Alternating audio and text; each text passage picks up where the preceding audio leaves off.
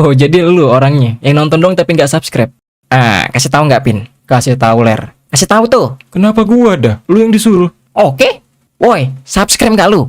Ya elah gitu doang, nggak bakal subscribe orang. Woi, subscribe lah. Kalau nggak subscribe gua pecahin biji lu.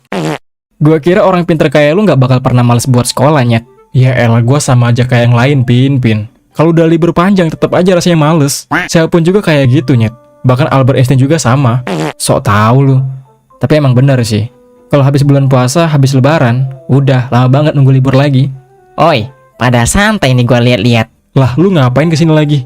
Emang nggak boleh? Ya kan mak lu udah balik. Iya, gua cuma mau main doang. Bosen gua di rumah. Gimana kabar mak lu, Ler? Aman, Pin. Dia sehat-sehat aja tuh. Tapi tadi mak gua ngasih ini nih. Apa, Ler? Coba lu lihat dulu. Gua kaget banget liatnya. Kok ada berita gua ya? Coba gua lihat, Pin. Itu pasti gara-gara kejadian sebulan yang lalu, Pin. Iya sih, kayaknya gara-gara itu, Pin. Nih, lu lihat nih, ada Pak Jack juga. Beritanya tentang Pak Jack is back. Berarti dulu Pak Jack tuh emang terkenal itu ya. Tapi Nyet, lu inget gak pas dia bilang waktu itu? Semuanya itu emang udah direncanain sama dia. Berarti secara nggak langsung Pak Jack orang yang luar biasa banget kan? Iya sih. Dan 3 orang itu berhasil dia tangkep kan? Tapi Pin, gua penasaran. Kenapa mereka ngincer mata kiri lo? Kasih tahu aja, Pin. Mungkin udah saatnya lu harus kasih tahu Joler juga biar nggak jadi pertanyaan terus. Iyalah, gua kan teman lu juga, Pin. Gue pengen tahu lu dulu kayak gimana, lu kenapa sampai dikejar-kejar, ada hubungan apa dengan mata kiri lu, dan gimana ceritanya lu bisa ketemu sama Artu. Sumpah gue penasaran banget. Ya udah, oke. Gue cerita satu-satu dulu ya. Dan semuanya bakal ada hubungannya sih. Gimana?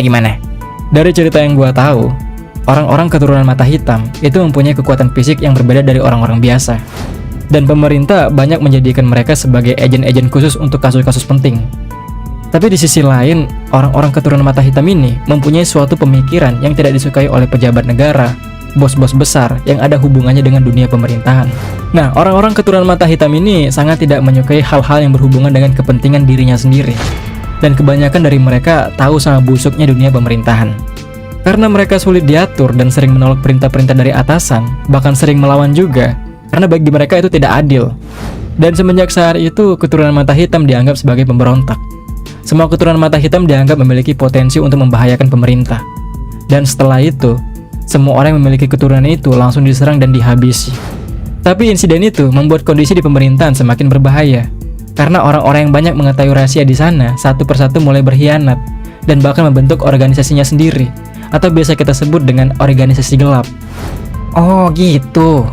Nah, organisasi gelap itu mempunyai tujuan yang sama seperti pemerintahan. Tapi bedanya mereka bergerak sendiri secara ilegal dan untuk kepentingannya sendiri atau organisasi.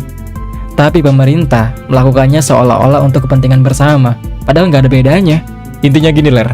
Orang-orang keturunan mata hitam itu selalu dianggap berbahaya, dan pemerintah takut akan keberadaan mereka. Makanya setiap ada anak yang lahir dengan mata sedikit aneh, pemerintah langsung mencurigainya. Berarti bapaknya Epin punya mata hitam juga? Enggak, Ler. Orang-orang yang punya mata hitam itu adalah orang-orang pilihan. Bukan berarti dia lahir dari keluarga yang memiliki mata hitam juga. Oh, pantas mereka mau ngambil mata lu, Pin. Terus gimana lu bisa lolos? Gue lupa cerita gue waktu kecil. Tapi seingat gue, orang tua gue dulu selalu menghindar dari keramaian untuk menjauhkan gue dari orang-orang yang berbahaya. Tapi setelah 10 tahun berlalu, gue memutuskan untuk kabur dari rumah. Karena untuk hidup, bermain, dan merasakan masa kecil yang bahagia adalah hak semua anak kan. Buset, lu umur 10 tahun kabur dari rumah. Ibu lu gimana? Dia nggak nyariin? Dia yang nyuruh gue buat kabur, Ler. Karena dia ngerasa situasinya udah gak baik. Dia cuma bilang, mau gimana pun keadaannya, gue harus tetap hidup. Dan dengan berat hati, gue terima. Dan gue kabur dari rumah. Gue pergi ke suatu tempat yang bernama Kampung Kaleng. Tempat itu disebut Kampung Kaleng karena banyak kaleng di sekitarnya. Dan tempat itu bukanlah tempat biasa, tapi tempat semua orang yang merasa dirinya terbuang. Awalnya kampung itu adalah milik pemerintah untuk membina anak-anak yang kurang mampu atau membantu orang-orang yang gak ada tempat tinggal. Tapi tempat itu dibeli oleh orang yang gila kekuasaan. Dia merubah tempat itu menjadi seperti neraka. Di sana tidak ada kebebasan. Hari-hari semua orang dipaksa bekerja keras untuk memberikan uang kepada pemilik tempat itu. Dan anehnya tempat itu bebas hukum. Jadi semua tindakan kejahatan bisa dilakukan di sana. Seperti kekerasan, penyiksaan, perbudakan. Semuanya terlihat dengan jelas ketika gue mulai tinggal di sana. Dan satu lagi, Lu nggak boleh menolak, melawan, atau bahkan menghajar pihak-pihak keluarga dari pemilik tempat itu.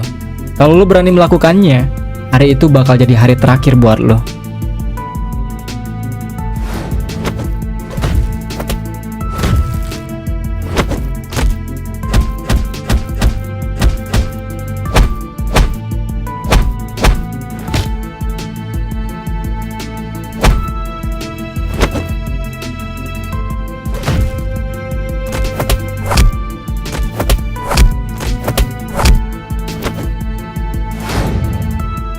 Bentar, Pin. Gua kayak pernah lihat dah.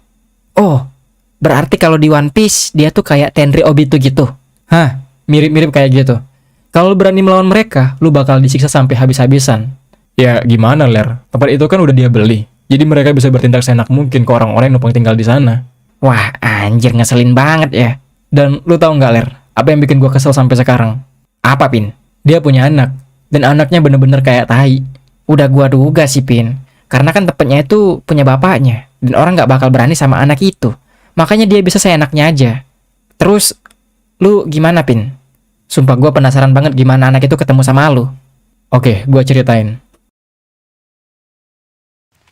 Jadi hari itu adalah hari pertama gua datang ke kampung Kaleng.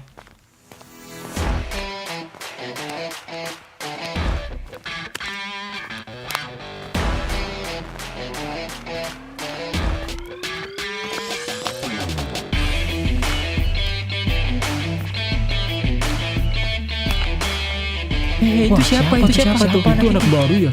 Kayaknya gue baru lihat. Iya, gue juga baru Kayaknya lihat. dia baru. Dia nggak tahu apa aturan tempat ini. Berani banget dia ya. Cari masalah. Ya ingetin biar dia nggak diapa-apain. Wah, nggak bener. Wah, Cari bahaya masalah lagi dia. anak. Wah, parah.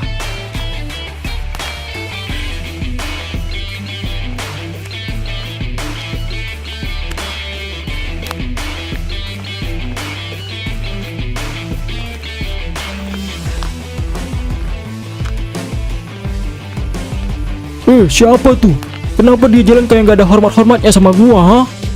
Woi, woi.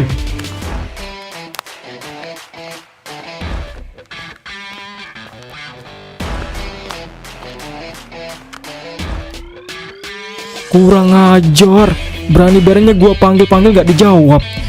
Rasain nih.